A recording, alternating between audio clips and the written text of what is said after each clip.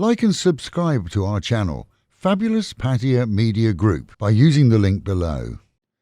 This morning, early Tuesday, the CCSA reported 3,091 new cases of COVID around the nation, with 2,688 people recovered and released from quarantine and 12 deaths attributed to the virus. Thai experts concur with global counterparts in that whilst the Omicron variant of COVID will rapidly spread, the symptoms are far less severe than other variants of the virus, which initiated in China 2 years ago. A random study of Omicron cases here in Thailand found 48% asymptomatic, which would indicate no noticeable symptoms but the increased ability to spread the virus to others. And that alone is an indication that we will see a massive spread of the virus over the next few weeks and months, despite any and all efforts to keep it under control. 34% showed only mild symptoms, while 7% saw it spread to lungs, but none in the survey required any form of life support. If we accept these figures, then essentially Omicron is a short-term, less debilitating virus similar to flu. However, the ever-present Delta or Indian variant continues to affect patients alongside Omicron, and it's been proven possible for a patient to have both variants simultaneously. Either way, daily infections here in Thailand, based on global results, could easily exceed 20 to 30,000 within a week or so. And once figures begin to rise, plans for home quarantine will without doubt be mooted as a serious alternative to hospitalisation, except in serious cases.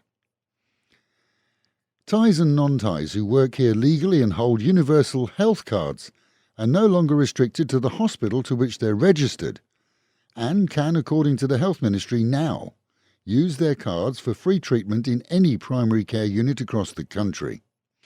With many working in cities but registered in their home villages or having moved home since they registered, this comes as serious relief, and hospitals, clinics and so forth are being updated with the news.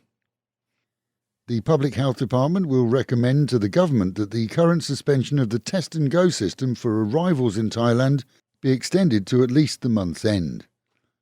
Further, that anyone who pre-qualified for that program via the immigration app who doesn't arrive prior to the 10th of this month will see the program void and instead be subject to standard quarantine on arrival. With the exception of Phuket arrivals, the program is shelved for the foreseeable future.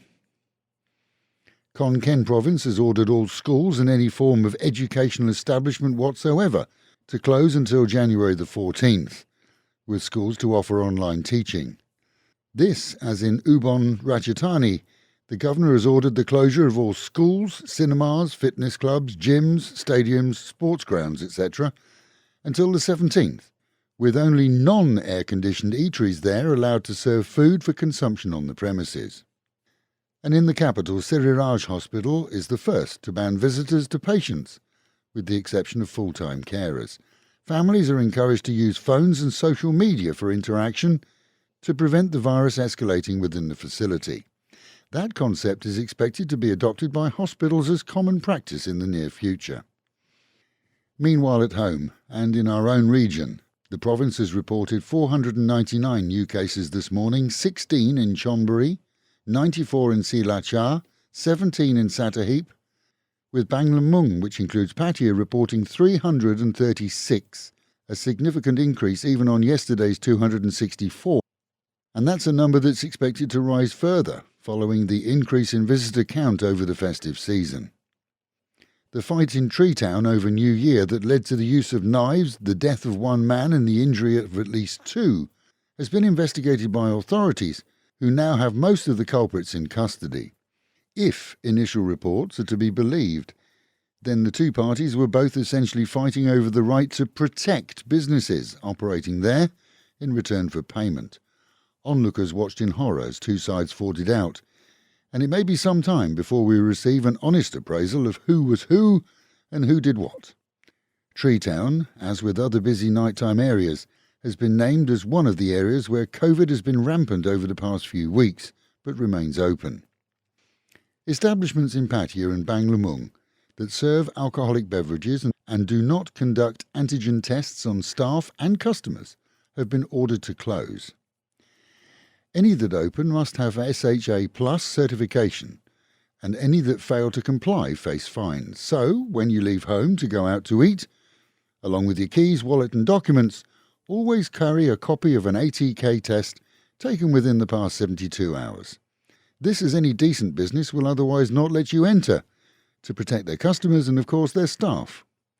Free testing is available at 3 locations in nighttime areas, but test kits can be bought from most convenience stores and pharmacies, which makes it more convenient as you can do the test in the comfort of your own home. And with the Met Office promising highs today of 31 dropping down to 25, an overcast day. Local and national news today from Fabulous 103 FM and Fabulous Pattaya Media Group. And to get a notification every time we release another bulletin or programme,